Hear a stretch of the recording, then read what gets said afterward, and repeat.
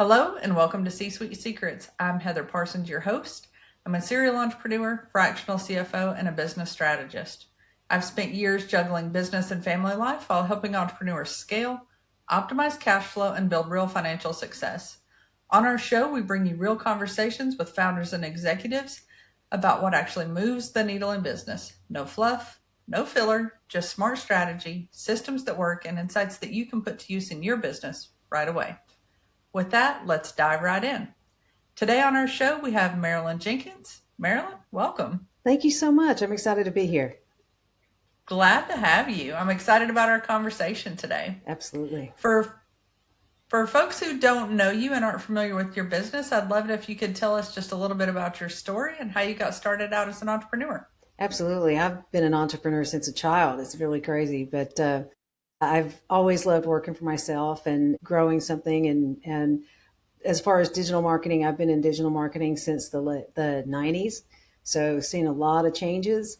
And as is typical, I started out building websites when people said, I need a website. And then, okay, now I need help getting traffic to it. So it's been helping businesses from the beginning learn why you need to have an online presence and then optimizing that. So it's actually revenue generating. And I've just been very fortunate to have had several businesses grow them and then exit and develop some great good A players along the way. Yeah, just excited and always excited to share things that were working and answer questions on how things can get better. Love it. You know, I know whenever you and I talked before, you'd mentioned you've been in business since the 90s and you've been doing remote work since before it was popular Yeah. and COVID. So, what did you understand early that a lot of business owners are just now catching up on? When it comes to remote work specifically, Yeah, most people's real fear is I won't have the discipline to do it. And I find that that wasn't an issue for me. And I don't think it's been an issue for most people that I've worked with. It's just a drive to get something done. I think you have to accept the fact that you have, time that you need to get your work done. But spaced in that is time to sit on the couch with the kitty for a little bit or, just take a break. But yeah, I think discipline is the big thing. And running a business and just what needs to be done, and it's just that drive. I love that. And I see the same thing. I find being in a corporate environment or being in a small business, people who are going to struggle with discipline struggle whether they're in the office or they're at home working. Yeah, So it doesn't really make a difference if they're remote work, if they're in the office, that discipline shows up whether they're in any environment. true. That's true. So you work with a lot of law firms and service-based businesses. What do they do that really drew you to their profession? And what do you see smart professionals understand that most about turning your expertise into a real business? I think what makes my clients appeal to me is that service based, right? So they're looking to have, especially with attorneys or even some home services, you're getting called on someone's worst day, right? And so it's part of Yeah, your business to make them, help them. And I just love the customer service aspect of it. World class service makes clients happy. And I love being able to help bring in new clients for them to help and, grow their business at the same time and solve people's problems. I love that. And I love the solving people's problems aspect of what you're talking about and what you're doing. You'd mentioned earlier about generating revenue. I know that for a lot of these businesses, whenever they look at marketing and advertising, the revenue side is something that's really important. How do you help them not just with the ad side of things, but to actually convert that into revenue? A lot of it's coaching and the nurturing of the leads. So of course, we want to get new clients, we want to get leads, but you know, most people that say they have a lead generation problem, they really have an intake problem, right? Look at the Better Business Bureau that says 67% of incoming calls to small businesses go unanswered. So if you're Mm, running marketing, that's not necessarily an expense as an ROI platform. So we can bring in leads, we can bring in new customers, but you have to answer the phone. You have to follow up with these people.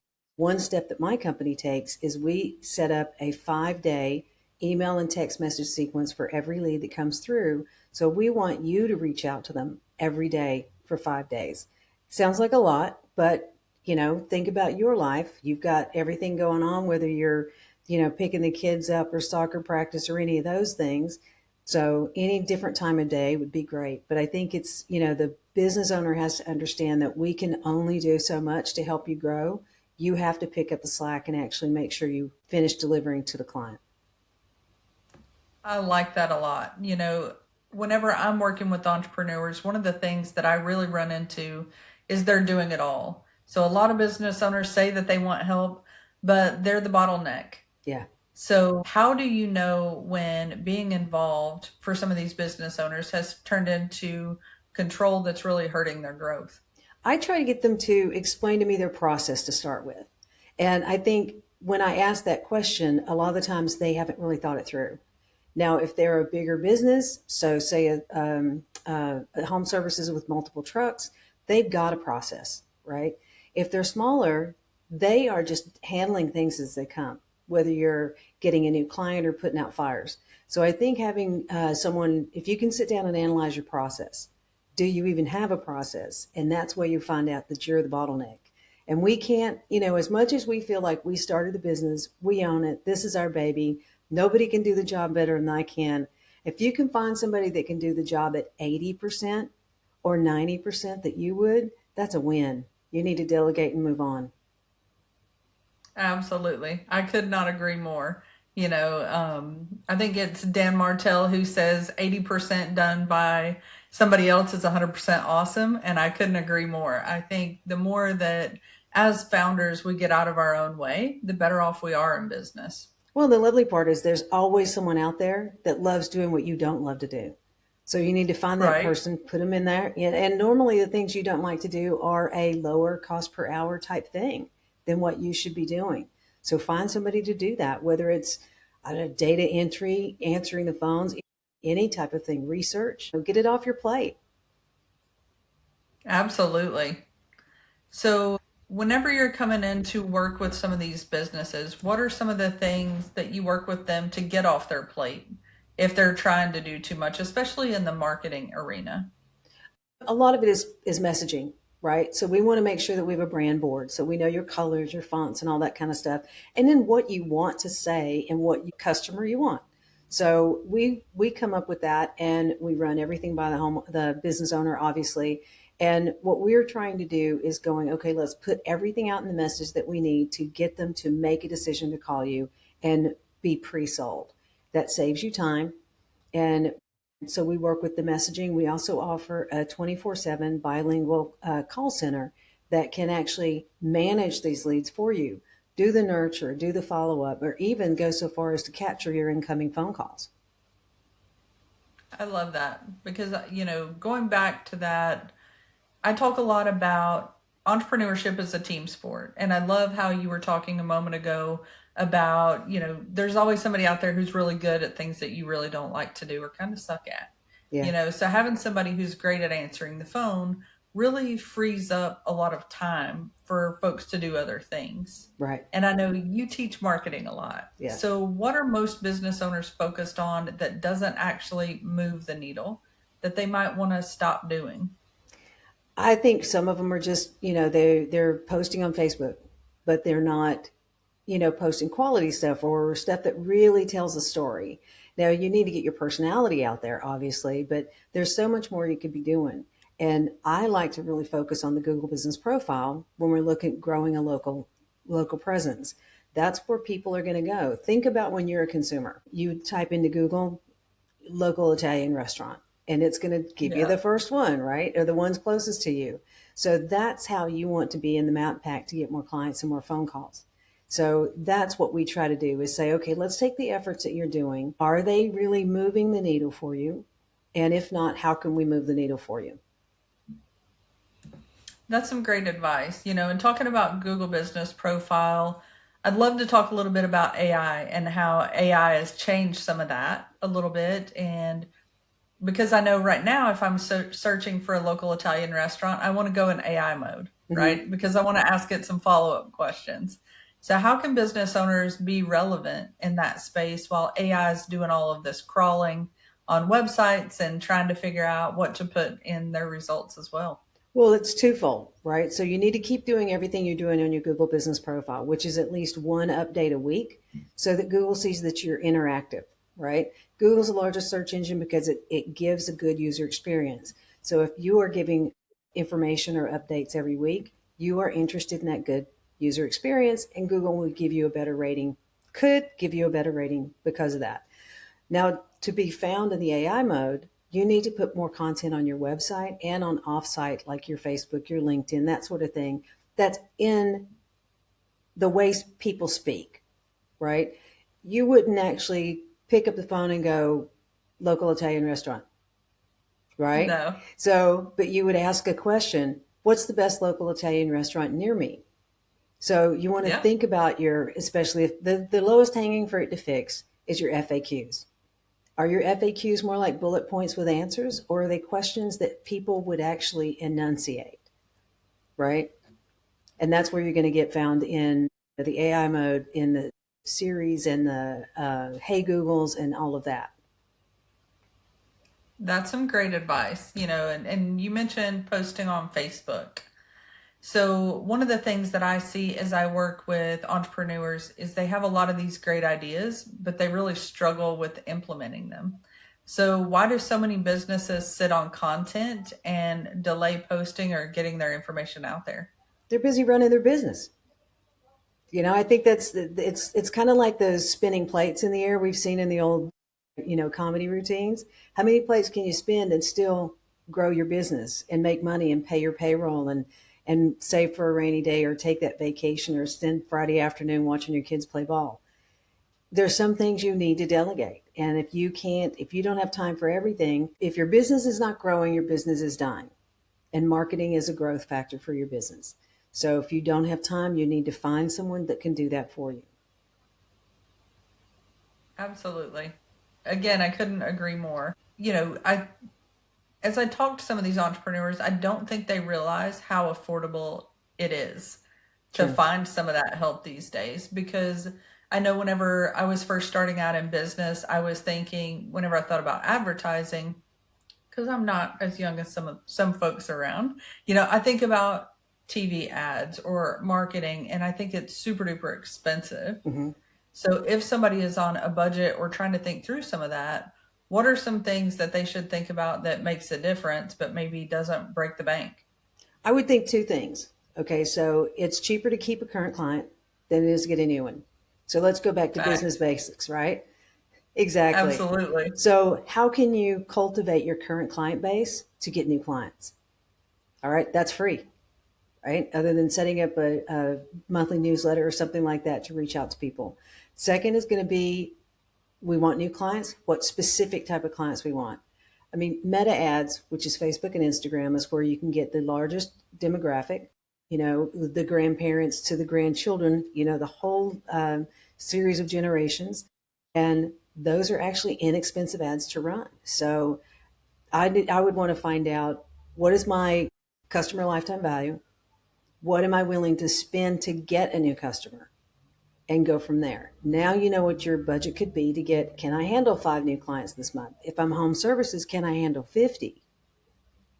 Right? What do I have capacity for before I need to get a new truck or a new crew? Right? So you think about those, but your cost per acquisition, you need to figure out, what am I willing to spend? If a client is going to spend, say, $500 with you a month, or say $3,000 a month, then your theory should be, if my profit margin is 50%, I should be willing to pay that 50% to get a new client. Now, will it cost that? Probably not. Now, will it cost more in the beginning if you're running ads? Yes, there is a data purchasing type learning system, but month 2 is better than month 1, month 3 is better than month 2, and then doing it right, you will get better and better results each month. I love that. Just thinking about posting these ads on Facebook, I love what you're saying about keeping your current clients. Yes. As I work with folks, I think that is one of the most fundamental, pivotal things that entrepreneurs can do And if they don't have a monthly recurring revenue option where they can, especially for home services, because a lot of times I see that they fire and forget, right? They do a job for somebody and then they don't go back and talk to them. They don't reach back out. So because they don't have a monthly recurring revenue option. So the more they can bring that in and continue to touch base with these folks, I think the easier it is to get essentially free revenue, right? So free coming in, you don't have to pay for meta ads, you don't have to do all of these things. Are you seeing the same thing? I know you've been in business. This is not your first business, right? Right. So how have you seen this work out in the past? Yeah, absolutely. And I think you're absolutely right that entrepreneurs don't think about, I have got a gold mine sitting here. So if you've got raving fans as clients already, why aren't you asking them for referrals? Right? In your monthly newsletter. And I know that sounds like a commitment, but it is. Something has happened every month in your business or in your industry that you can tell your customers about. And not just your customers, every lead you've ever had. You can, it's not spam if you have worked with them in the past. Give them the opportunity to opt out, but get in touch with all these people. You don't know what's changed in your customers' lives or past, especially if you're a one-off service. You don't know what's changed, that maybe they'll have a need and they used you before. And I mean, how many times have you used, say, a plumber and you only needed them until like 6 years ago or whatever? And you're like, oh, who was that? Oh, I'll just Google it. Well, now, if that Yep. plumber had been staying in touch with you, who are you going to call? Yeah, he's going to get the call because you get that touch point, Yeah. right? Because I truly believe that people still want to do business with people, Yeah. not AI, not somebody that they don't know. There's a trust factor that still has to be built there. Mm-hmm. And in the home services space in particular, talking about plumbers, electricians, if you showed up to my house or one of my properties, you didn't leave me a mess, you Right. charged me a reasonable rate, I would love to continue giving you the business. And I think most people feel that way. You just don't necessarily think about them. True. I mean, it's a big step to trust someone in your home, especially if you have Right. children at home. So I've used ABC plumbers before. I really appreciated how they kept everything tidy. It was a great job. I'm happy.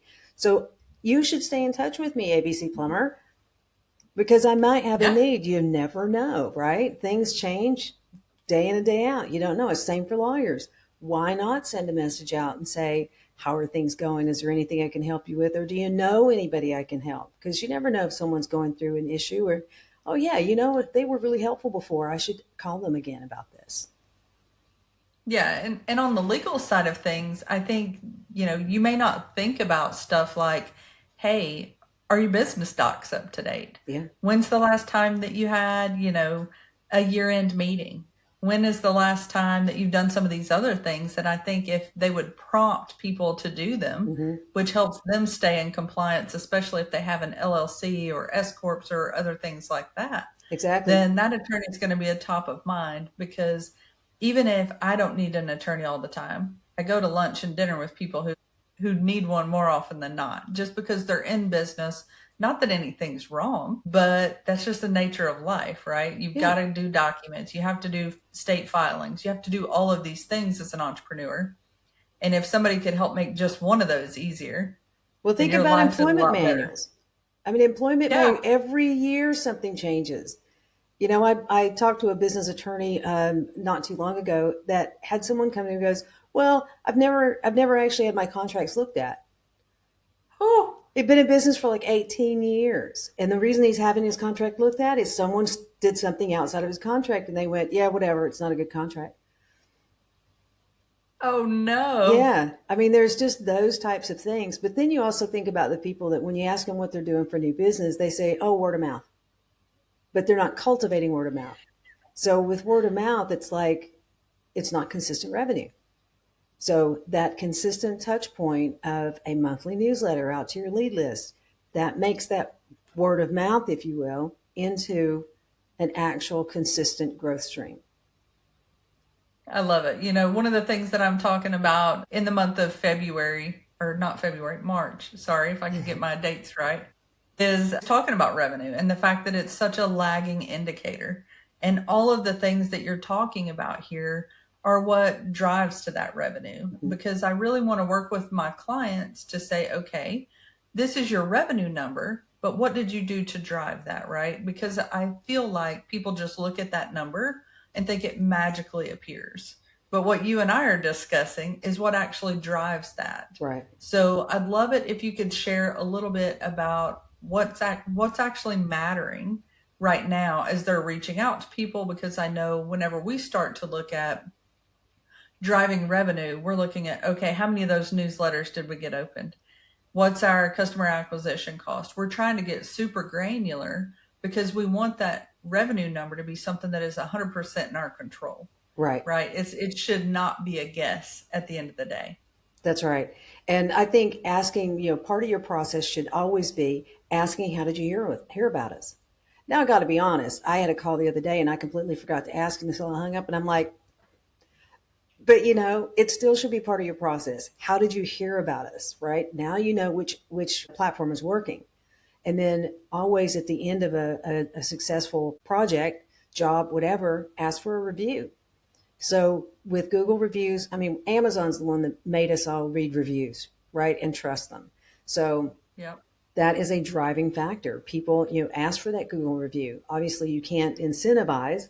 That's against terms of service, but ask for an honest review and make that part of your process. But always ask, how did somebody hear from you? Keep track of that. And you can see what you need to double down on, what needs work, and if you're getting a lot of, well, Heather used you and loved you and said I should call you. Well, your newsletter's working, right? Yeah, absolutely. And that's a great point, because if you don't ask, you don't know. Right. And same goes with the referrals. If you don't ask for a referral, you're definitely not going to get one. And I find that it's super helpful. BNI is a great tool. It at least teaches you a few things in business. Mm-hmm. Tell people what kind of referral you're looking for. How have you helped somebody recently, so that they know when to think about you. Right. Not just, I don't want to help clients who, are brand new in business. So I wouldn't lead with that.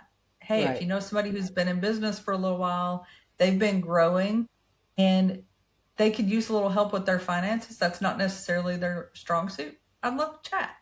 Those are the sort of things I think really makes a difference. And then on top of things like what you're talking about with the newsletter and getting information out there, I see, this is an ad that worked on me recently, is stuff that I see pop up on Facebook. After you see that same clip for the 500th time, you're like, okay, I'm gonna go look and see what it is. What is this actually about? So I find it interesting, especially in the marketing space. How long does it usually take somebody to see those ads or information popping up before they get curious enough to click through and learn what you're all about? Agreed. And what we do is we try to accelerate that by offering multiple creatives. So when you see a video come across your Facebook feed or your Instagram feed, you're seeing one. They probably have anywhere from 3 to 10 or 12 that are out there. But for some reason, the algorithm has chosen to show you that one. But if you do anything with that one, you're going to get a different one. So what we do is we have multiple creatives that go out to the defined audience, so that it's called just not letting your audience fatigue. You want to give them different things to see. Then once they click on it, they see something different, which is typically like testimonials or case studies. So you've got your, as they say, top of the funnel, people who don't know who you are, but they fit your ideal client profile. I want to show them a certain ad.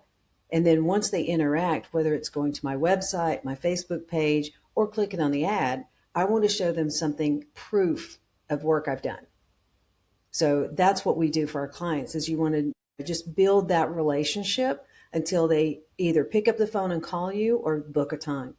And now they feel like they know you. And if we do intro videos, those types of things, you're already building your know, like, and trust factor with those potential new clients ahead of time. I like that, because I think that, like know and trust factor that you're talking about really makes a difference.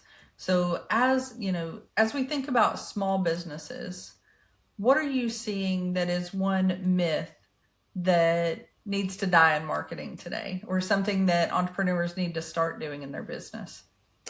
I think the fact that it's too expensive, you're not looking at all the options. If we were still back in the days of yellow pages and TV ads, radio ads, Yeah, it was very, very hard for a small business to compete in that type of in time.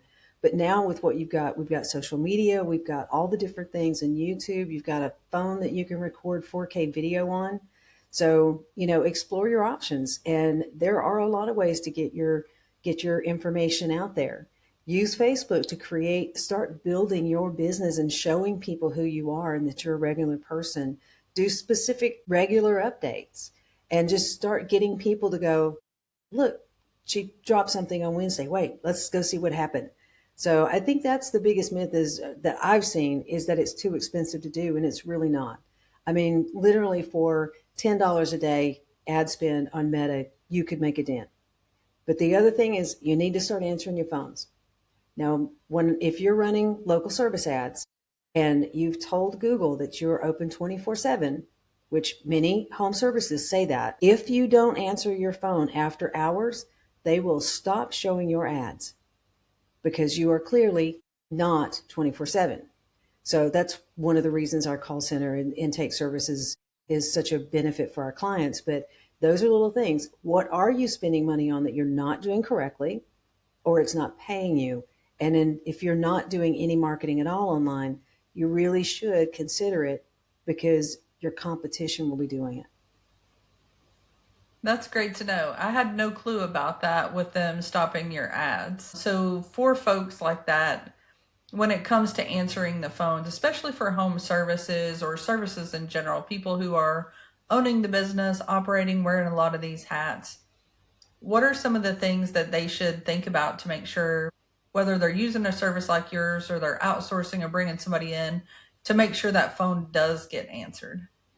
Well, you need to have your front desk staff, or if you're the one answering the phone after hours, you need to be really diligent about it. So here's the thing with the local service ads.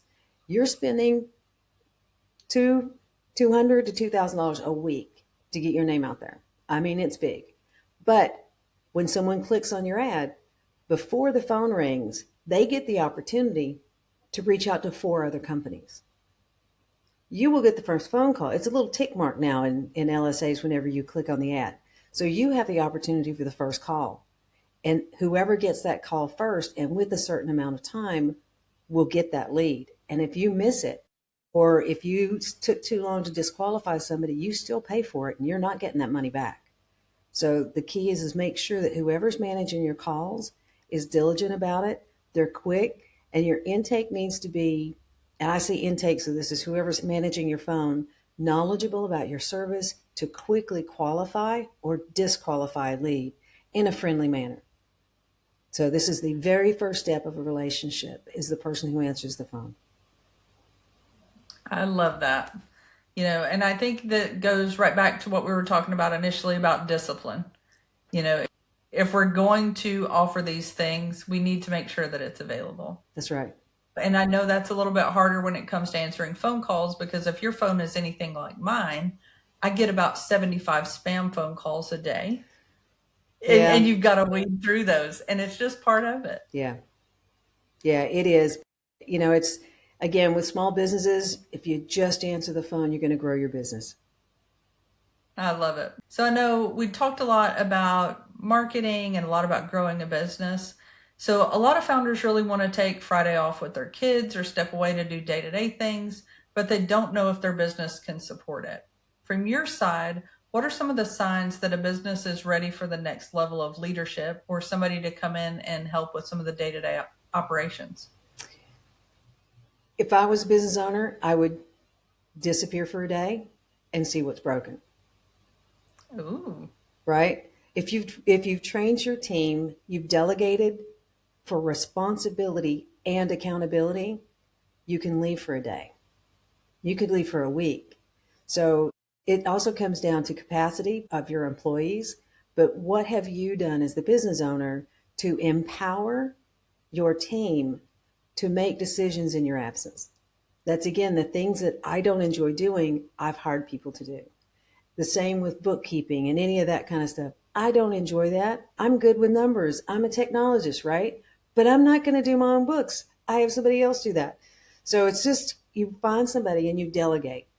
If you have comfortably delegated and you actually have time, you can afford to grow your business and bring on someone new. But then when you get to like 70 to 80% capacity in one position, that's when we bring on someone new. That gives us a 30% runtime to get that new person up to speed. I love that. That is some great advice. I think a lot of us want to step away, but it becomes more and more difficult, especially as our business grows and we reach those thresholds where we're trying to level up. So I Mhm. love what you're saying. That's some great business advice. Marilyn, I've really enjoyed our conversation today. So before we wrap up, I have one last question. So as an entrepreneur, what is one secret that you wish you would have known starting out as an entrepreneur? I'd have to say the delegation part. I, yes, I can do it faster and better, or I can do it faster because I designed it.